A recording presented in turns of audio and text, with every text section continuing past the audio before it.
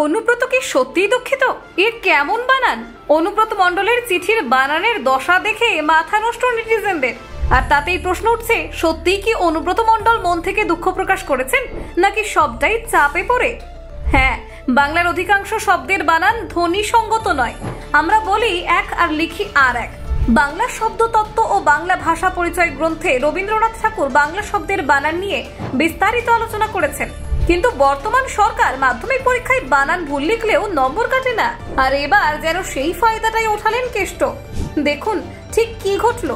11 সালের আগেও মাধ্যমিকের খাতা দেখায় বানান ভুলের নম্বর খুব একটা কাটা হতো না। বাম জামানার সেই নির্দেশিকায় লেখা থাকতো, বাংলা খাতায় 4টি বানান ভুল হলে 1 নম্বর কাটা হবে। কিন্তু বীরভূমের আইসিকে গালমন্দ করার পর অনুব্রত মণ্ডল যে ক্ষমা চিঠিটি লিখেছেন, তাতে কত নম্বর কাটা যাবে সেটাই ভাববার ব্যাপার। পুলিশ আধিকারিককে ফোনে হুমকি ও গালিগালাজের অডিও ফাঁস হতেই এক প্রকার চাপের মুখে পরে পুলিশের কাছে ক্ষমা চেয়েছেন বীরভূমের দোর্দণ্ড প্রতাপ তৃণমূল নেতা।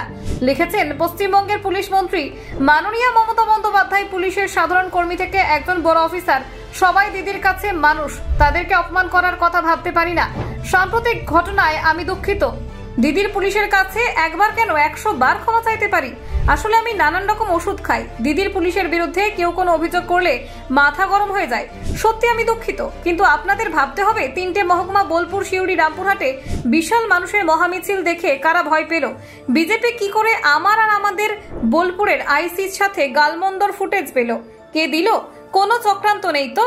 অনুব্রত আরো লেখেন, তবু আমি বলছি, কোনো পুলিশ বন্ধু আমাকে ভুল বুঝলে আমি দুঃখিত, ক্ষমা প্রার্থী। চিঠির নিচে কেষ্টর হস্তাক্ষর ও তারিখ। পুলিশ মন্ত্রীকে পাঠানো এই চিঠির ছবি প্রকাশ্যে আসতেই বানান পুলিশদের ছিছিক্কার। তার কারণ চিঠির আদ্যপান্ত ভুলে ভরা। অনুব্রতর এই বিকারের কারণ কি? বেপরোয়া হয়ে হঠাৎ করে কেন নোংরা গালাগালি পুলিশ অফিসারকে? অনুব্রতর এই বিকারের কারণটাই বা কি? বেপরোয়া হয়ে হঠাৎ করেই এত নোংরা গালাগাল পুলিশ অফিসারকে? ব্যাকরণগত বিধি বাদ দিলেও সাধারণ বানানের যা ছিরি, তাতে নম্বর কমে লাল কালি পরা কেউ আটকাতে পারবেন না। যেমন ওই চিঠিতে দেখা যাচ্ছে, দাড়ি কমার কোনো বালাই তো নেই, বরং মহকুমা থেকে শুরু করে দুঃখিত বানান দেখে পাঠকরা সত্যিই দুঃখ পাবেন। যদিও শেষের দিকে কেউ বানানের ওপর পেন দিয়ে কাঁচি চালিয়ে সঠিক বানানটি বাতলে দিয়েছেন, তবু তার চোখ এড়িয়ে গেছে বাদবাকি শব্দবন্ধ।